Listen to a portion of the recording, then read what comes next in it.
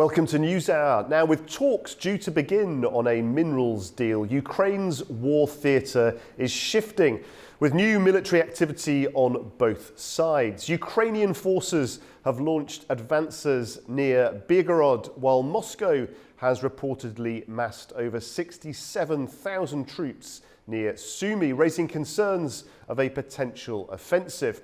The UK has pledged £450 million in new support, including radar systems, anti-tank mines and hundreds of thousands of drones. A separate £30 million deal with the drone company AnewZ will deliver Altius 600 and the larger Altius 700 drones. Norway is co-financing that latest package. Meanwhile, Belgium has committed €1 billion in aid, including F-16 fighter jets, and Lithuania has announced fresh deliveries of advanced air defence systems. NATO's coalition of the willing then is weighing direct deployments as doubts grow over US strategic consistency. Ukrainian authorities reported capturing 2 Chinese nationals in Donetsk and alleged that over 150 others are fighting alongside Russian forces. Well, Beijing has denied any official role and has requested evidence. International observers are reviewing drone footage that appears to show the execution of surrendering troops. Now, separately, Prince Harry made a surprise visit to Ukraine, meeting victims and humanitarian workers, drawing renewed attention to the civilian impact of the conflict.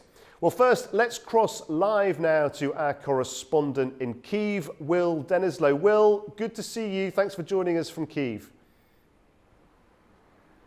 Let's start with this UK pledge then. The UK has pledged £350 million as part of a bigger £450 million joint aid package with Norway. It includes drones, anti-tank mines.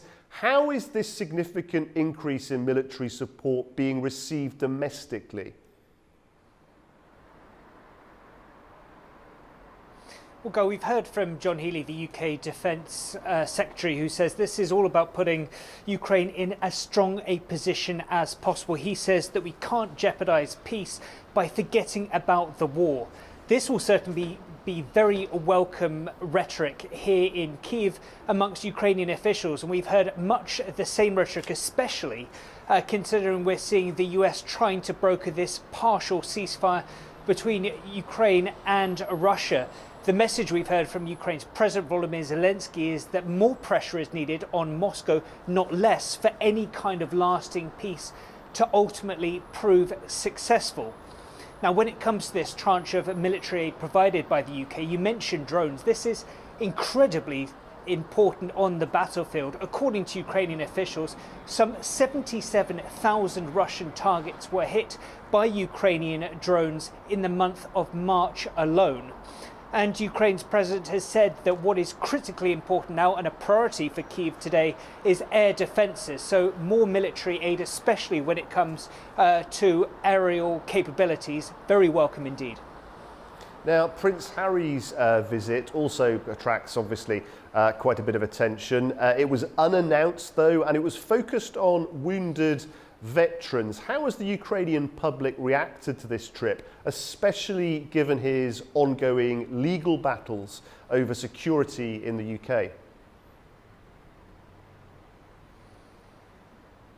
Yeah, that's right. Obviously, an unannounced trip due to those security guarantees and concerns in the country. Significantly, just the second time that a British royal has visited Ukrainian territory since the full-scale invasion. The last time was the Duchess of Edinburgh, who visited the capital, Kyiv, last year. Significantly as well, we know that back in March, Ukraine's president did meet with King Charles, and these types of visits are seen as absolutely crucial to really show that Ukraine remains in the hearts and minds of the British people and remains a priority. And this visit to a facility known as the Superhuman Centre in the western city of Lviv, a centre that helps about 3,000 patients a year, fitting with things like prosthetics, is seen as absolutely vital as well, just to hammer home to the British royals as well as to the British public and those around the world, just the human toll, the impacts that this conflict is having on Ukrainian families each and every day. Will, thank you very much indeed for updating us. Will Denislow there from Kyiv. Now, joining me now is Mr. Andriy Telezhenko, former Ukrainian diplomat and advisor to the Prosecutor General of Ukraine in Basel, Switzerland. Mr. Telezhenko, thank you very much indeed for joining us on NewsHour. Let's look at this then. With the UK and EU seemingly ramping up these arms deliveries, is there really anybody now still listening to calls for a ceasefire? Of course, that's the main thing right now. That's ceasefire and peace. That's what Ukraine needs. That's what the United States and Russia needs right now. And that's what people don't, the reality is to fight for it. If Europe wants to continue this war, they show their face as warmongers who are going to fuel this fire with weapons they're going to provide for another year, maximum two. Europe doesn't have the capability to finance this war. Everybody understands that. Europe understands that. And especially with the economic situation in the European Union, with hardly any economic growth in such great countries like Germany and France, there's no way that this war will continue with the support of the European Union. And as we see today, Washington wants peace. Washington is negotiating peace. So is Moscow. And those are the main things that people are focused on. Because as more the war continues, the more territories Ukraine loses, the more people Ukraine loses. And basically, in this situation, Ukraine has already lost because it didn't gain anything from this conflict. It just lost its own people, more than 1 million dead, and more than 35% of its territory is lost. It could have been saved with the Minsk Accords, which Ukraine signed. It didn't go through. We could have had Donbass back as an autonomy. We could have stopped the civil war in the east, but no. Now we have more deaths, we have more losses of territory, and we have a total destruction of Ukraine as a country, which is just horrifying. And I'm against the financing of this war because it's just leading to a loss of my country. And we've had these accusations of foreign fighters, Chinese nationals. How does Russia respond, do you think, now to these accusations without causing a sort of spiraling effect, without risking accentuating the conflict? We have to understand, before there were North Korean soldiers, now there's Chinese soldiers, and it's all being put into the media place as the situation with the United States and Asia right now is tensioning. That is what it's all about. PR and a show for the public, PR and a show for to undermine the peace negotiations right now that are happening between Washington and Moscow. That's number one. There's more than 70,000 foreign troops fighting for the Ukrainian army today on the ground. More than 70,000, and that's officially as foreign legionnaires. That's one thing. And there's another thing is unofficial. NATO advisors are on the ground in Kyiv and all over Ukraine. They're advising the Ukrainian army on how to fight Russia. And it's been confirmed by Zelensky himself that this is happening. And it's been happening not only from Ukraine, but it's happened from outside of Ukraine, where foreign advisors are helping Kyiv to fight this war with Russia, which is the proxy war. So there's more than just the Chinese and North Korean soldiers. There's the whole world is involved in this, especially the West is totally involved in this officially in fighting this war on the Ukrainian side. And everybody was quiet about this for years and years, even though it was the biggest problem. If it wasn't for NATO and the West, this war would have never happened on Ukraine. Ukraine could have been a whole country, and as it was before, a great country. Now, as I said, we have talking about Chinese, North Korean troops. Nobody's talking about anybody else from NATO or the United States who's on Ukrainian soil. That is the biggest problem. Okay, another troops issue that's causing some concern is the troop buildup near Sumy. What do you're someone that understands military strategy, diplomatic strategy. What is the rationale there, do you think? Is this purely a defensive military piece of positioning, or is it to bring people back to the negotiating table? I've been talking to troops on the ground, which are located in the south and north part of the conflict zone, and what I've been told that the Ukrainian army, especially on the northern side right now, is holding its lines, but it's holding its lines not just because they have the power to do it, just because the Russian military is not forcing its way into it. So if the Russian army would start forcing its way into Kharkiv and Sumy, it will take them up to 2 weeks just to take the city around and get their troops inside. So that is the timeline for what I've been told by the military on the ground there. From 3 days to 2 weeks to take or to surround Kharkiv or Sumy. That is the situation there. So what is this being done for? This is being done for because Ukraine is still moving its forces as it did in Kursk to invade Russia, to show again for the West that it's capable to fight Russia, to continue this war so that we finance Zelensky to stay in power, because this is what's the continuation of this war, for Zelensky to stay in power and for the West to try to still money launder money through Ukraine. 70,000 troops were lost in Kursk. Nothing was gained from the Kursk invasion. The same thing right now, Ukraine is trying to move to Belgorod. So we heard Russian President Putin say before that Ukraine will have a buffer zone for between Russia and the Ukrainian side, so they will be protected, that nobody will invade these territories. So that's what has happened. Russia is not doing this for negotiations. It's going to be used in negotiations, of course, but the negotiations are about United States and Russia diplomacy. But this is being used for security guarantees for the Russian side, because the West is not doing anything to make peace right now, especially the European Union in Ukraine. It's continuing this war, and that's why these buffer zones are going to be made by the Russian military in Sumy, Kharkiv, in Zaporizhia, and Odessa. Andriy, thank you very, very much indeed for that a good analysis there. Very, very interesting indeed. Okay, let's now bring in, for some more analysis on this, let's bring in John Kavlik, Senior Editor of Issue Insight, currently in Istanbul. Mr. Kavlik, thank you very much for joining us. Given the scale of this new military aid to Ukraine then, what confidence-building measures could be introduced to prevent a further escalation on the ground?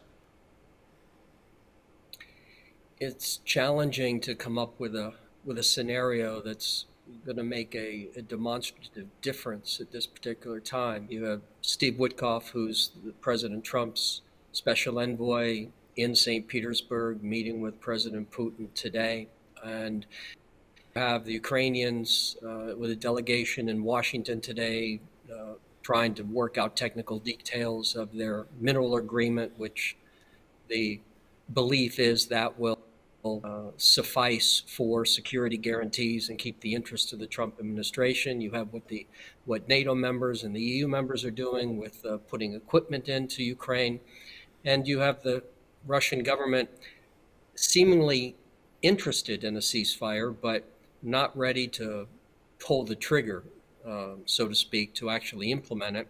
The Ukrainians have said they're all in for a total ceasefire, and but neither side has adopted any real changes. So, where we are at the moment is continuing a lot of conflict and a lot of people continuing to die and get injured. And John, these accusations of the involvement of foreign nationals, to what extent is that smart strategy? And do you have any concerns that those sorts of allegations could derail the peace process in some way? They're media moments. I just spent a month in Ukraine, and I was in Dnipro and Sumy and Zaporizhia and Kharkiv and Odessa, among others. And the past 2 weeks plus, I've been in the Russian Federation and Belarus, and I was in Kursk and previously in Belgorod. So I've been on both sides of the border in the target areas. And there are air raids in all of these places, every day throughout the day. And there are, troops from or military personnel from other countries that are either on the battlefield or near the battlefield, or, as your other guest has said, advising from outside of Ukraine and outside of Russia. Um, there are more media moments. I mean, is anyone hyperventilating for two captured Chinese and maybe 150 out of a million people that have been serving, in the Russian military with respect to Ukraine? Um, and is it any more surprising that you find a few people from China or North Korea is less so because they are actively supporting Russia, but But I all guess of the personnel that. And forgive me for interrupting. I guess that's a very good point, John, but I suppose that then begs the question, if it is a relatively insignificant number, why the statement? Why the attention being put on it? What's the strategy? What's the thinking behind it? Well, from the Ukrainian standpoint, it's a got you, and it's a moment, and they're smart to use it, which is, okay, China publicly says that it has a no limits relationship with Russia.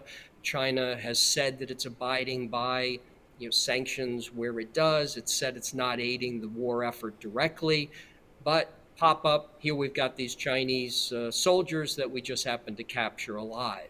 So for Ukraine, it's a balance because they also need China to sign on to any enforcement of any kind of ceasefire or permanent peace. And Ukraine also has a substantive trade relationship with China, where China purchases a good amount of agricultural commodities from Ukraine. So Ukraine is trying to balance, and this is something President Zelensky's had to deal with for now 4 years, which is he's trying to get countries to stop engaging with Russia, India, China, Brazil, and others, and he'll insult them. But at the same time, he'll say, please, please, please, do what I need you to do. So it was a good move by Ukraine to show these Chinese soldiers. It gets the U.S. State Department to make a comment about it. It gets the EU, NATO to make comments about it. A little bit of focus, but like every news cycle, what is now overwhelming everything, and that is the tariffs between the United States and China. And you mentioned NATO there, John. Where is NATO right now in all of this? We've heard talk of deployments, some concern that may be disrupting the peace process. What's your sense of the role of NATO right now in this process? They don't really know what their role is. They're trying to be relevant. NATO as an entity has provided a tremendous amount of material support and other, whether it's intelligence, to Ukraine during now into the fourth year. Individual members of NATO have provided more individually than NATO collectively. But as an entity, it is a defensive entity. It's not designed to attack. It's designed to defend from being attacked. And President Zelensky, from February 24th of 2022, has always wanted to entice NATO as an entity into the war by saying, this is an attack on democracy, this is an attack on everybody, you need to come and help. But NATO's always been reticent because, like the European Union, in most decisions, but in NATO decisions, everyone has to be aboard. It's consensus, and now it's 32. So it can't be, 20 agree and 12 don't. It has to be unanimous. And that's one of the reasons why NATO has been constrained, not just because of the Biden-Harris administration wasn't supportive of Ukraine membership in NATO, but others weren't as well. And there are always countries that have different priorities, even within NATO, as your other guest was talking about. These countries have budget issues. They have their own domestic politics where money spent on defense isn't money spent on healthcare, education, and infrastructure. So NATO's trying to figure out, it wants to be robust. It wants Russia to have fear from NATO. But then there's one last point of this, and that is the infamous Article 5. And Article 5 of the Charter is an attack, in essence, an attack on one is an attack on all. But Article 5 was written in 1949, primarily by the United States, and it was designed not to require anything. It was designed to let countries decide what it wanted to do. So NATO's having a tough time there, because if NATO does put a big presence in Ukraine, and if Russia were to do something, then all NATO members do not have to respond in the same way. And then you tear apart the optic, which is NATO, which is that threat, which is don't test us because then you're going to have all of us to deal with.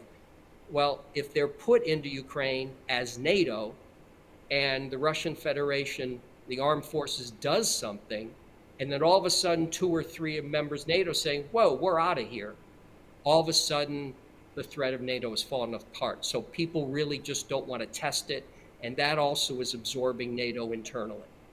Very interesting indeed. Mr. Kavlik, thank you very much for your analysis. Thank you.